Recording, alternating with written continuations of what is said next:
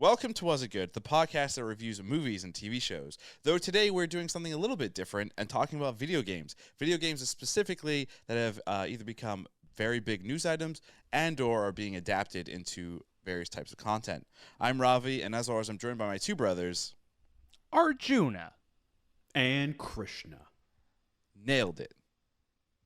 That was the... And we are Was It Good? We stopped doing that a very, very long time ago. Maybe like 50, 60 episodes ago. But when you say nailed it, we have to throw in something that just, ruins it a little bit. Ruins it just a tiny bit. And there's a Netflix show called Nailed It. Is there really? That's copyright infringement. Oh. Then we won't say that and publish this everywhere. Oh, God. So anyway, like I said off the top, video games. Specifically, we're going to be looking at a couple of things. First thing, the GTA 6 leak, series adaptations such as Cyberpunk, Edgerunners, The Last of Us TV series coming out from HBO, and then a couple of sports games, FIFA 2022, NBA 2K33, and then also we're going to say that again. 2K23. Well, somebody put it in here. 2K. No, it is 23. I just can't read. Well, I can't read. Well, this pod is 10 years in the future. And then we're going to end it with Hogwarts Legacy and Marvel's Wolverine game. And then maybe touch on Marvel's Midnight Suns, which is another Marvel video game. That looks kind of intriguing. I don't know that word.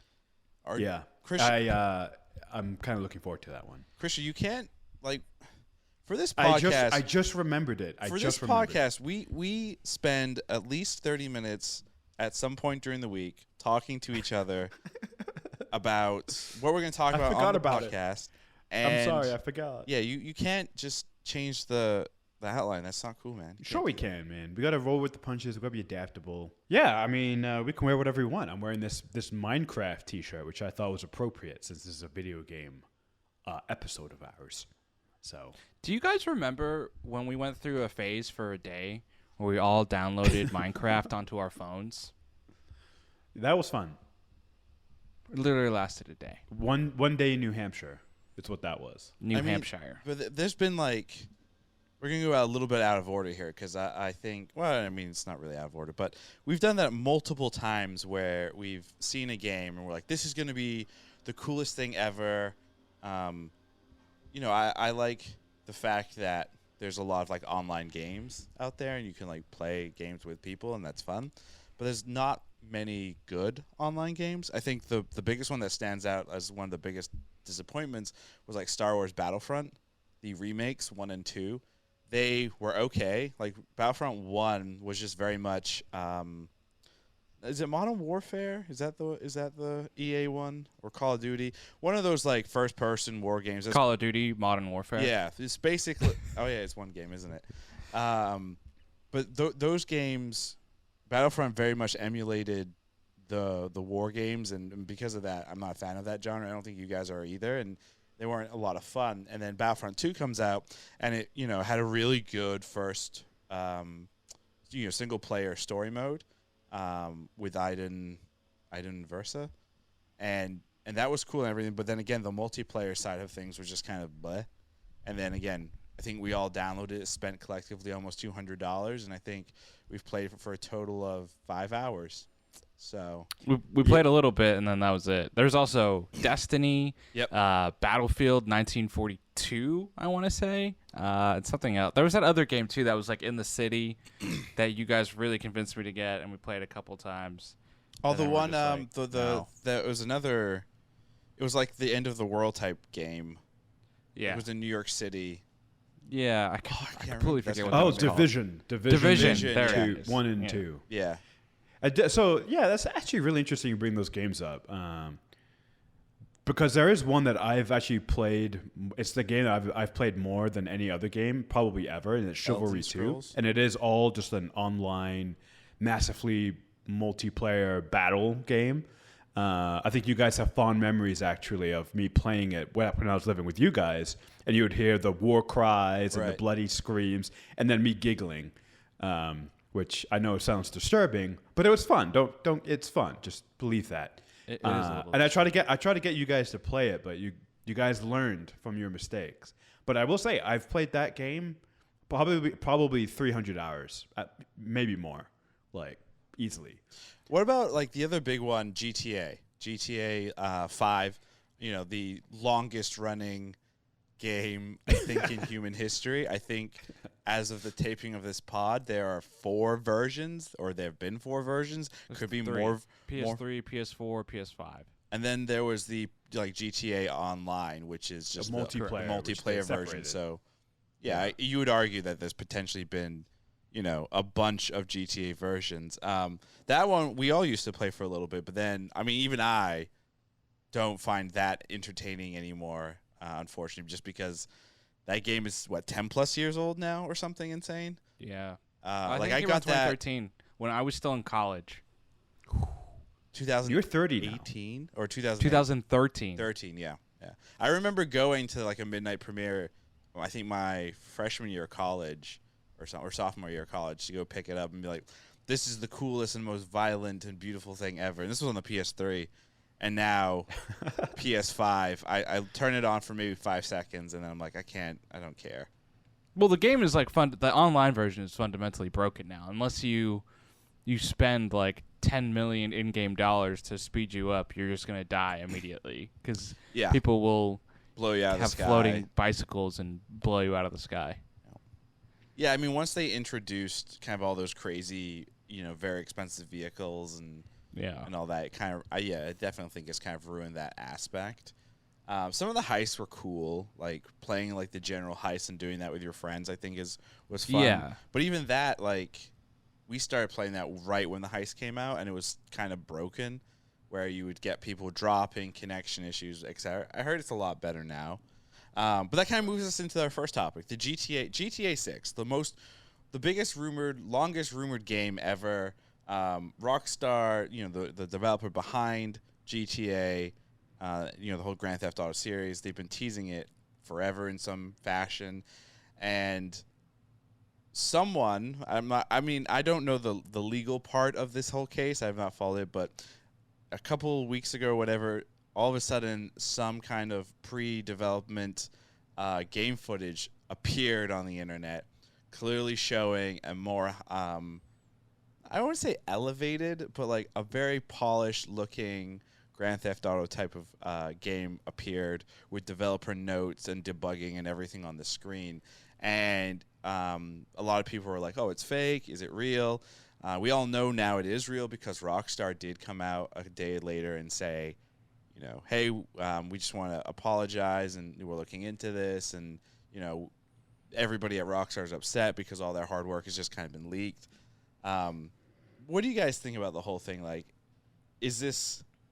I guess I always go with, is this a legit leak or is this a marketing stunt? That's always where my brain goes first. I get the impression that it's a legit leak that has only helped the marketing. I don't know. It's hard to say one way or the other, but like all the news that came out around it, the FBI seemingly got involved. I don't know how true that story is, and that they caught the guy, which I find hilarious, by the way, that the FBI found this guy within like a week. And there are other people that they're struggling to find after a couple of years who have done far worse crimes, I might add.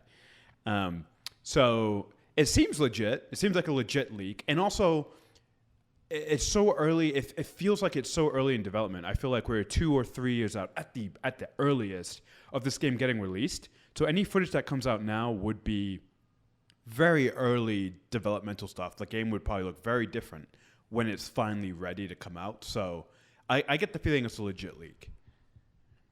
Yeah, it's definitely legit. Look, Grand Theft Auto, I think, is probably one of the greatest video game franchises of all time, just in terms of the breadth of story, the innovation with some of the gameplay, et cetera, right? So, at least for me, there was nothing that was really going to deter me from buying the next Grand Theft Auto, and there was nothing that was going to elevate me wanting to buy it. I think the interesting details was the confirmation that this game takes place in Vice City, which is the Miami of the Grand Theft Auto universe. That there is a female protagonist, and there's multiple protagonists once again, just like in Grand Theft Auto 5. You know, for me, I don't think any of us are video game experts, and we should probably clarify that right here. As our YouTube commenters have pointed out before, that we are not experts, but we've never claimed to be. So I can't tell the dangers of like releasing code, which is what the leak seemingly did, and a lot of people within the video game community seem to be very worried about, with all that Rockstar code kind of being out there. And then obviously like an early look of an unpublished game, that's always, not a great feeling as an artist, where it's like, this is not the finished product. People can kind of judge before things are finished, before things are finalized. Like, we don't know how much of that's going to be in the final game, right? Even like, I think back to Grand Theft Auto 4, the first trailer they released for that, they changed half of the characters, their looks, the voice actors, et cetera, right? And that was like a published thing that they put out. So who knows how much of what we've seen through the leak is actually going to stick. But yeah, I think it's, I guess it's a big deal. This is like the largest leak in video game history is kind of what it's being called right now. But I don't think it's going to deter the game at all. I think people are very excited for it. Grand Theft Auto 5 still, as we just talked about, has 4 copies of it, and it's like still one of the, if not the highest selling video game of all time. Like, I always find it on the annual lists too for the last almost 10 years. The other thing that I always find kind of interesting too with Grand Theft Auto 5, it's always like the top 5 or top 10 most like streamed game on Twitch as well. Yeah. It's always up there, regardless of what else has come out. Even games from Rockstar, like other competing titles, GTA Online, GTA 5, whatever you want to call it, is like the number one thing. I do think, though, like the biggest impact of this leak is the game will most likely be delayed, because I guess I didn't realize the code was actually leaked as well, and the fact that the code was leaked, God knows how many patches and things and rewrite. Like, essentially, potentially, I guess you could say that they would have to rewrite certain aspects of the code of the game in order to make sure that things are secure against hacking, cheating, that type of stuff. Right. So I think the big implication of this leak is the game's already been delayed. So, but I mean, look, if you followed Rockstar for the last 10, 15, 20 years, they've never hit a deadline. I don't think any publisher in the video game space has like a 100% track record of like meeting a deadline. EA Sports. Speaking of actually, the game is the same. We're recording this podcast. Was it the 29th of September or whatever? I saw a funny tweet yesterday where it was like, in an alternate timeline on September 28th, we would be watching the first episode of Bad Batch Season 2. It's like, wow, that's wild. Like, that's been delayed for God knows how long. The release date is now January 4th. That's basically eternity away, so thanks. But I feel like that was delayed because there's just so much stuff on the app. But it's a different conversation. So that's obviously GTA 6, the league. It sounds like we're all going to get it because we're mindless in that sense. I don't know if I'm going to get it. I mean, bullshit. I will, I'm calling it right now. Bold prediction. Christian will buy GTA 6. No. I should. Yeah, let me amend that. I will buy it, but I think it's going to go the way of GTA 5 for me. I'll play it for like a month and then I'll be done. But that's your MO though for like I think that's our MO for everything. Yeah. Like, I'm playing Assassin's Creed Valhalla right now, and I have definitely wanted to just kind of quit the game because I feel like I'm in this point of just kind of grinding, and it's kind of senseless a little bit, where it's like, go in, find the dealer, kill everybody, go in. I mean, you shouldn't. I mean, I play the game where I just go and brutally murder everyone. I'm not sneaky at all. That's amazing. Yeah. I went into like this past mission I did. I'm supposed to go in and sabotage the fortress defenses. Instead, I went in and I murdered everybody in the fortress. Oh my God, I love it. So did you fail the mission, or was that still that was an option? That was an option. Okay. Just kill everybody. So I was like, you still won. Yeah. That's why I remember. That's why like you were so frustrated with Division 2 because that was like all about stealth and finding cover, and you were just like, I just want to go in and I just want to go and mow shoot everyone things. Down. Yes. And like for those that would say, well, then you should play first-person shooters online. Sure, but I'm not that good. I'm nowhere near that good, and I'll just be murdered. That's why I'm better off playing against AIs because I know I'll win. So right. Especially if you set it to easy. Exactly. Which is why Battlefront was so disappointing for us. Yeah, because you're not playing against AI. You're playing against actual people who have skill. And then, but the AI stuff was boring. Like, it wasn't good. Yeah, no. I mean, Battlefront, though, like the original Battlefront games, back on the PS2 and everything, their AI was pretty decent in terms of, like, strategy and everything and going in and doing what you need to do. Speaking real quick, on this, back to the Star Wars stuff, in terms of, like, Battlefront and, getting games and making these bold claims. Christian, didn't you say when Star Wars... was it Squadrons came out, the first person flight simulator, right? Flight fighter. Didn't you say that you were going to like quit your job and just do that full time? I decided I would quit my job, but I was like, oh, I really want to get good at this game. And I was like, before the game came out, I was like, I'm going to make a commitment to getting good at that game. And it lasted 3 days. Wow. Because it was so hard. I found it... I was nostalgic for Star Wars Rogue Squadrons on the Nintendo 64. Yeah. But the big difference is that game can switch between a first person and a third person view of the fighter. I didn't anticipate how hard a first person only fighter sim would be. And so I gave up on that dream pretty quickly. Fun fact, I never played that game. I mean, I played that game for 5-6 hours and then I stopped because I got motion sickness. Oh. So.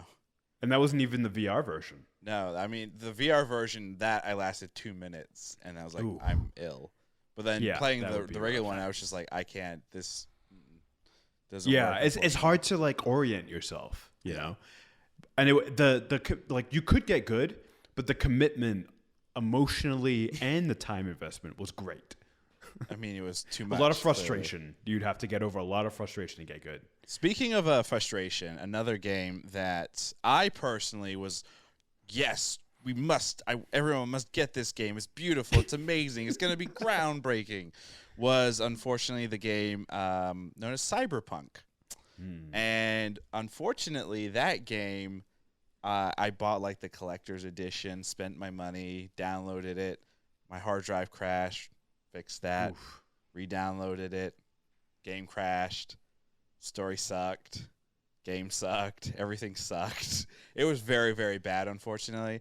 And the nice thing was, I don't know if it's the nice thing, but the publisher for Cyberpunk, they came out, apologized, and then refunded everybody's money.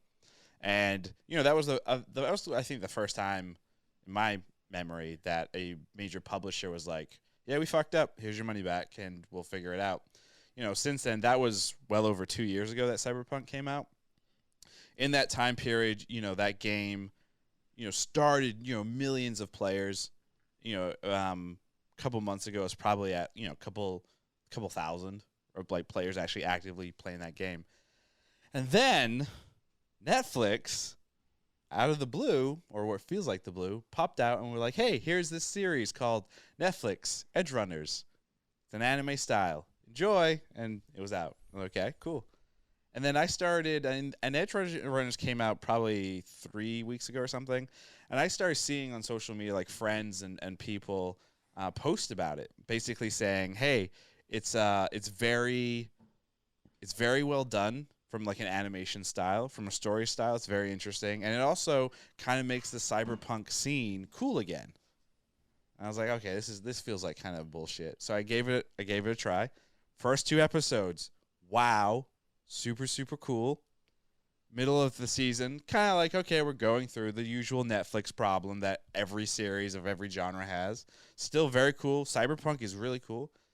And then it ends, and you're fucking heartbroken. You cried? I teared up. I'm not going to lie. I fucking teared up a bit. And I was super, super annoyed because I don't like when content makes me feel anything. It's just not right. That's why you find it so boring. I know.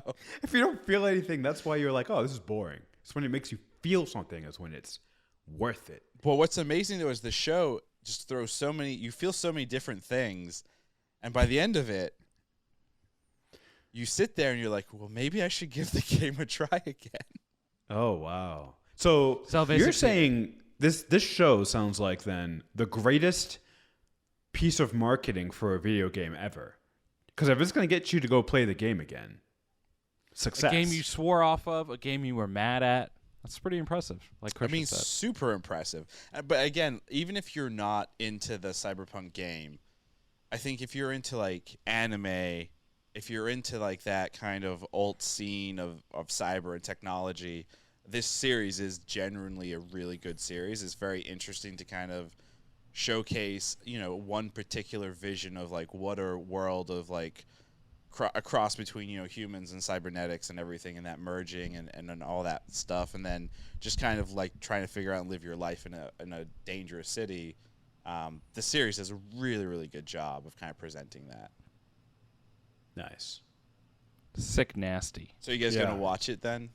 I will. There's like 12 other things I have to get through just for this podcast. But after that, I will try. It's an easy watch too. Give it a Like go. each episode is like 20 something minutes, so it's not super intense, which is I think also. Do you remember how many episodes are in 10 episodes. And do you know if there's going to be a season 2 or? Watch the series. That's all I'm gonna say. No. Everyone dies, so it's no. They're pulling a Rogue One, huh? Yeah, they pulled a Rogue One. They were just like, yeah, but there was life after Rogue One. True. I mean, Rogue this could do a prequel series. There's always that option. Oh wow! You've just given away the ending. Well, I mean, damn it. Anyway, still watch it. But that I think Cyberpunk Edgerunners is a good, like we talked about, video games being turned into like content.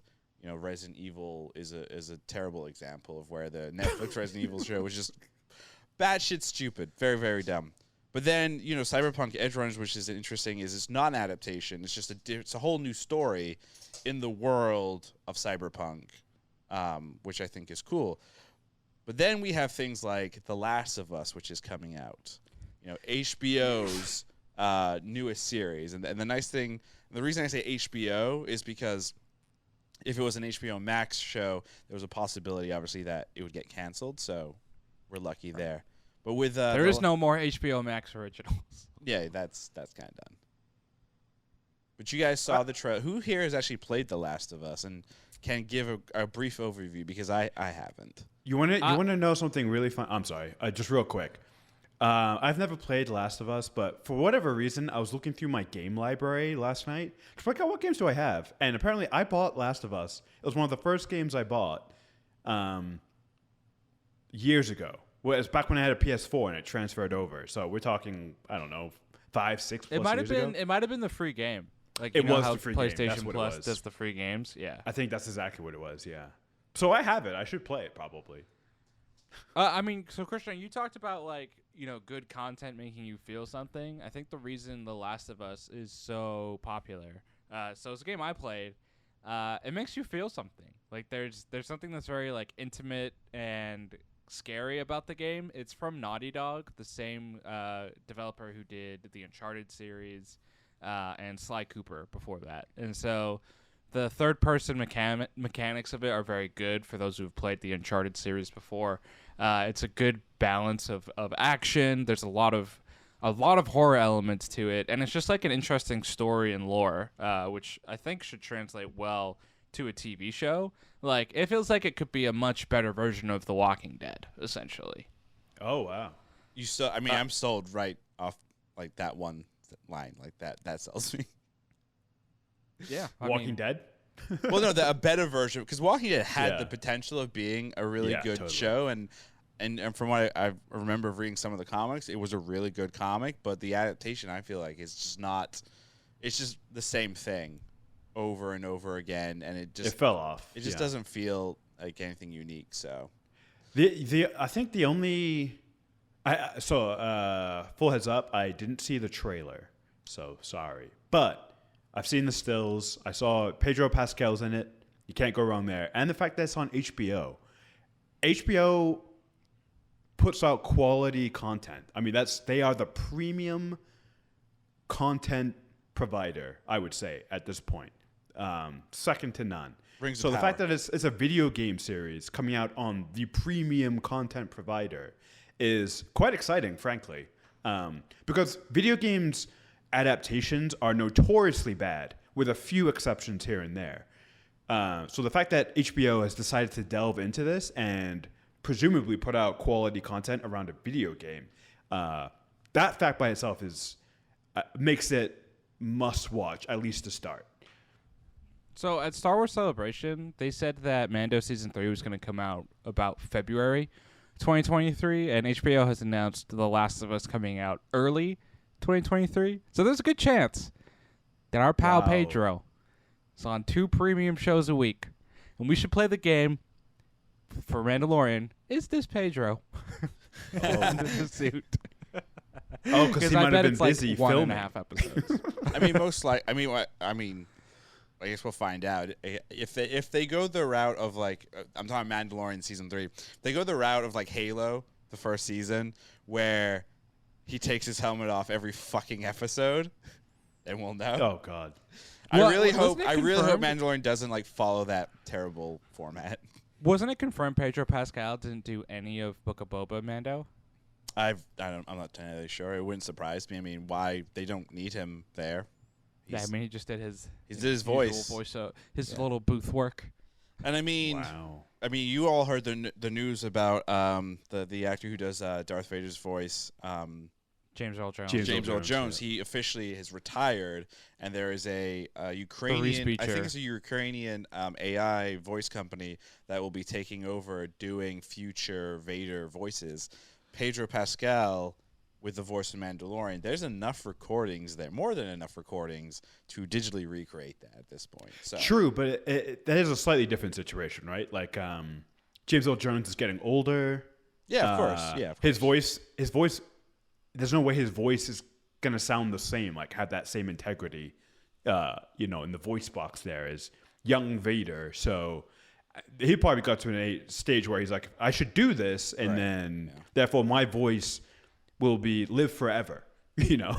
Like I think that fact alone is like an actor retiring and then also kind of giving permission to such an iconic voice. I think that's amazing and really cool and really nice of him. Like that's a huge gift for us because that means the voice of Vader is going to live on, past the physical, which is legacy secured forever, right? Like somebody tells me that I don't know if he necessarily cares about the idea of legacy, more that like the way I look at it and from what I saw with the press release, it feels more like he knows fans are so attached to this voice and this character that he's doing it, people are always like for the fans. This feels like it's genuinely like for the fans. So. Well, I don't know if you guys realize this, but for Obi-Wan, that's how they did Vader's voice. Like James Earl Jones did not record lines. Yeah. They used the Respeecher AI thing for him because he wasn't well enough to do the lines. So this is just kind of an extension of that, I would say. Oh wow. Do you think an AI could tell our voices apart and then actually create 3 unique ones? Because we've been told a lot that like our voices all sound the same. It's very true. Especially when we all have colds. Yes. We all sound like nasal drips. Yeah.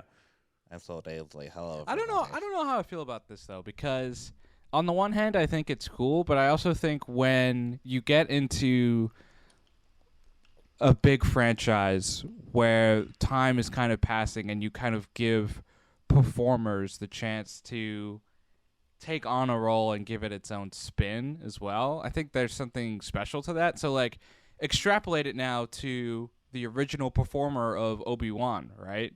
Now let's say the original Star Wars came out today.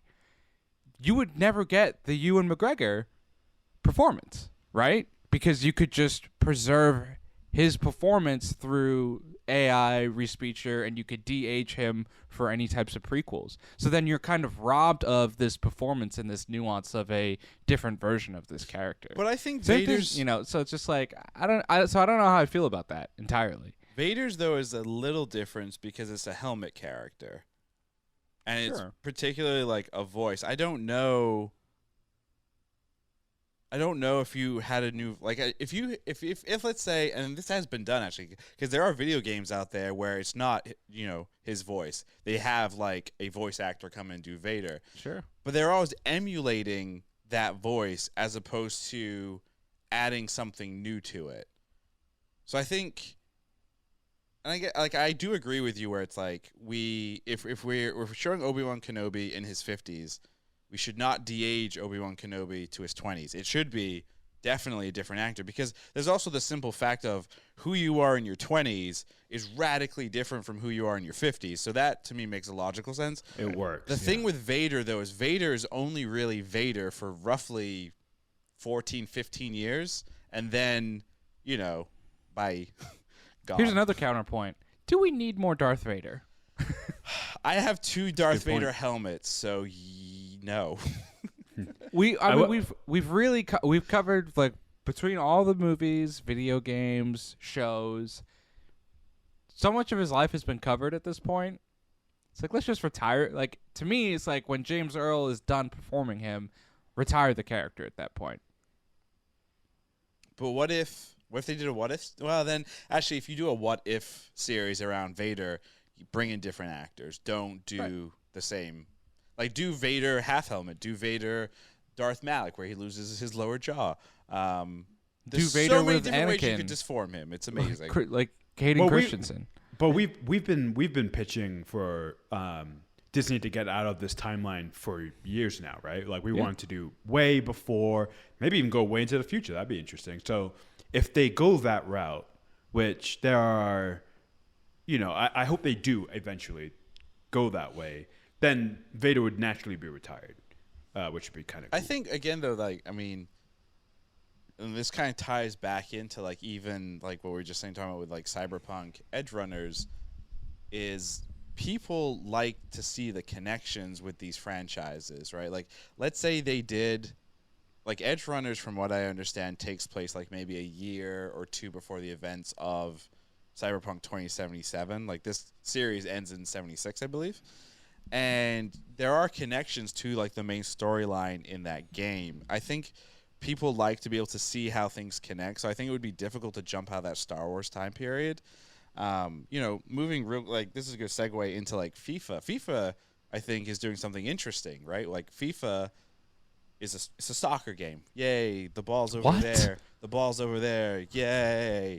But they're trying to expand it because there's a whole new breed, right, of soccer fans coming in, and they're adding the Ted Lasso and Richmond teams and all the characters that you can actually play as, right? So it's a connection to something that so then you're going to kind of be pulled into that world, if you will. Smart actually by them because like you just said, that's a way to bring in all the Ted Lasso fans who aren't necessarily soccer fans. That's really smart. And I'm sure they'll have a campaign mode where you sort of play out a couple of seasons of, relegation and promotion. That is smart. It's really smart. I'm sure Lauren's going to get it. And Lauren doesn't get soccer video games and plays them, right? She's going to get this game because of Ted Lasso. That we really find out Lauren has been playing. She's secretly playing for 25 years. She's Has FIFA actually existed for 25 ranked. years? The game? Well, what's interesting, though, with FIFA, right? FIFA, this is the last time EA is producing a FIFA game because EA has lost the license with FIFA. So FIFA 2022 may be the last FIFA licensed game for a little bit because as of right now, they don't have another publisher lined up. I mean, they're asking the license costs something around $1 billion or something insane. Yeah, I'm curious about that, right? So FIFA's main competitor, Pro Evolution Soccer, doesn't have a lot of the licensing. And so they sort of rename teams and create placeholder names for players, and that's how they get around it. And I think most people consider Pro Evolution Soccer the better game in terms of gameplay, but you lose out because you lose that connection to real world teams right. and players. So I wonder if EA would continue to put out a FIFA game, but it resembles more of that model where instead of Manchester United, it's like Manchester football, something else, right? As like a placeholder. It's supposed to be Manchester United, but it's not actually Manchester United. Right. I'm assuming there's no word on that yet. Maybe EA is probably still trying to negotiate. Could be These rights. I'm kind of shocked that EA hasn't gone like the GTA 6 route or GTA 5 route, where you just have Madden and you just have FIFA and you don't have the numbers behind it, but essentially every year you do like the update and you have to basically use microtransactions to get updated rosters and new features and whatever, right? Essentially like what they've done with a lot of the online games. I'm kind of shocked that they haven't done that instead of just kind of resale and repackage the whole thing. I think a lot of players have wondered why they don't do that, and I think it's because they make more money just selling a brand new game, and it's also making the new game is so easy at this point because you're just reskinning and then updating some stuff and then maybe tweaking gameplay here and there. But here's the thing, right? We know Grand Theft Auto is like very successful every year. It's top of the charts, and it doesn't have bad press like EA because everyone's like, EA steals my money every year. Like all you're doing is just kind of reconfiguring instead of releasing like an actual physical game and disc. You could probably still get the same amount, if not more money, by just basically putting paywalls up. People are like, oh, I don't have to buy the game again, but I'll pay this. Like that's fine. Like $10 it's just a slight switch. For like that roster I'm just shocked updates. that they haven't done. Yeah. I mean, I think it's because. Oh, go ahead. They want the most bang for their buck. Like it's easier to be like, Joe Schmo's going to buy the game. Yeah, for and they will. $60, and they will. Yeah, and they will. It's the same people who are they buying should those get games. More money if they did it the other way. Honestly. I mean, I'm sure these are billion-dollar, companies. I'm sure they've run the numbers, and the fact that they haven't, I assume, means that it's just less overhead to create a new game reskinning than it is to maintain a game. Because you know how the video game industry is, right? They hire contractors cheap to create the games every year, whereas if you have to maintain a game, now you've got to bring in full-time employees. And I think it's just they've worked it out. Where it's not only that, though, it's a sad fact of the industry. These games, these games are, licensed with the leagues. That's a good point. I would imagine, right, that Madden or the NFL has said, yes, you can do Madden, but we want a new person on the cover. We want to make a big marketing blowout. Like we want to do this. It's part of our start of the season thing, right? Like I would imagine those leagues want a brand new game every single year.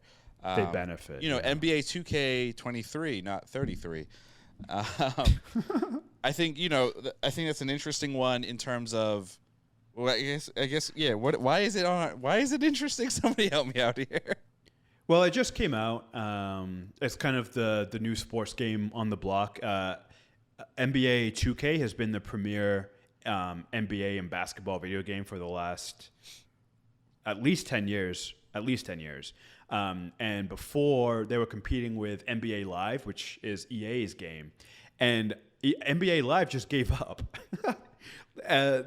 The 2K overtook them so much that NBA Live, EA gave up. They're like, you have the market now. But an interesting thing has happened in the last few years, and I think it's inevitable with any of these games, right? The gameplay is top notch. The actual gameplay it's never felt or looked any better. The actual basketball, but the game around it now has become very microtransaction-y. And very grindy. You basically live in this open world city. You have to do all these like talking quests. You can buy vehicles. You can buy skateboards. You can buy clothes. You have to do all these missions, and you have to do like these endorsement deals.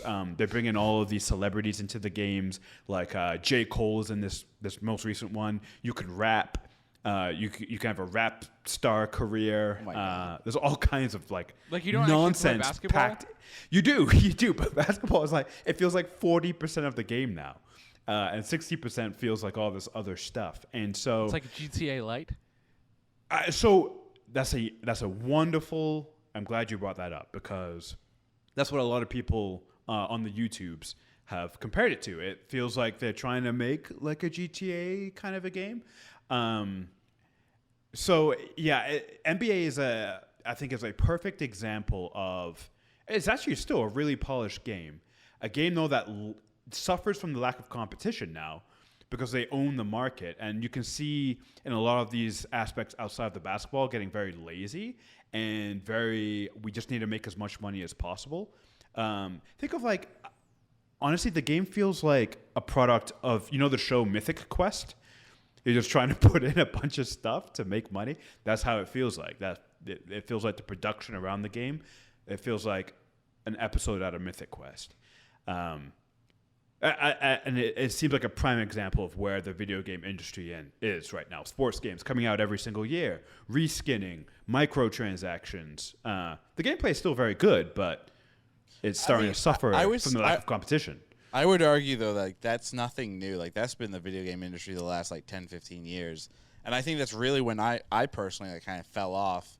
Like checking into like E3 every year and looking at what's coming is because it does feel very still microtransactions and just like not a whole lot of like updates to certain things, unfortunately. Innovation is lacking. It is lacking, but before we get out of here, there's a bunch of future games coming out. Hogwarts Legacy, which is an open world RPG. You can fly a broomstick. Yay! You can do magic. I'm excited for it. You could pick your house. Wait, are you actually like? Are you? Because you're a little bit of a pothead. Are you? That's what I think they call Potterheads. Yeah, I call them potheads. Potheads is great though, because you'd have to be high to like Harry Potter. Well then, color me high. I am going to buy it. I'm already in. Arjuna, over under 2.5 months of Krishna losing interest in Harry Potter. I'm going to go over, and I think he's going to try and convince us to get it, too, to play online with him. Holy damn. Wait, is there a multiplayer aspect to it? I think so. I think there's an online. Wow. I might be wrong. Don't come at me, YouTube commenters. Don't come at me. I'm going to go under. Simples. He's going to give up on it within a month. And it will go the way of Krishna in like Triple Frontier, where he will like stand it so hard, even though he knows deep down it's shit, just to prove a point. Like he'll still give up on the game, but he'll lie to us. No, and like be secret. I was interested in this game. As Krishna's going to be like a day oneer and get it, I'm going to let him get it first, and then if he likes it, I will probably get it. If he doesn't, then I'm going to pass on it. That's a future 60-second pitch on Hogwarts Legacy. Stay tuned for that. Pretty good. And then the other two, Marvel's Wolverine, same people that made the Spider-Man game.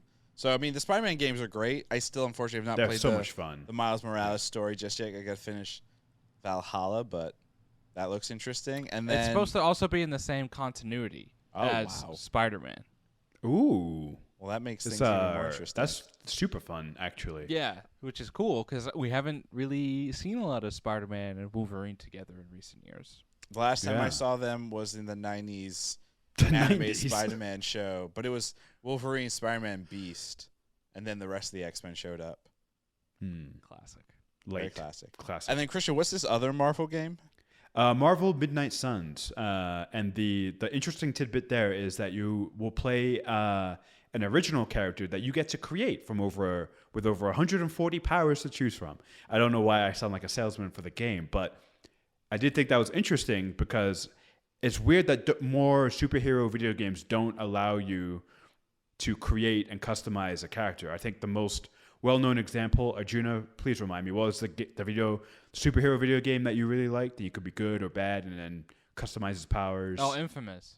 Thank you. Yeah, Infamous being, I think you could kind of. It was like very limited customization. Like you could just pick a tree essentially, and you're like, are you good powers or bad powers? Oh. I always played it bad. This sounds like, this feels like true customization. You get to pick your character or pick your powers from the ground up. This kind of feels like KOTOR for Marvel.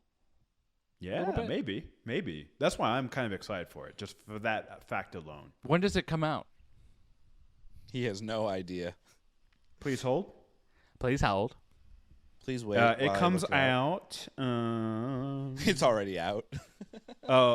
Initially, it just says 2022.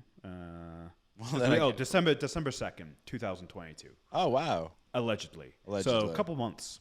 Good Christmas game, maybe.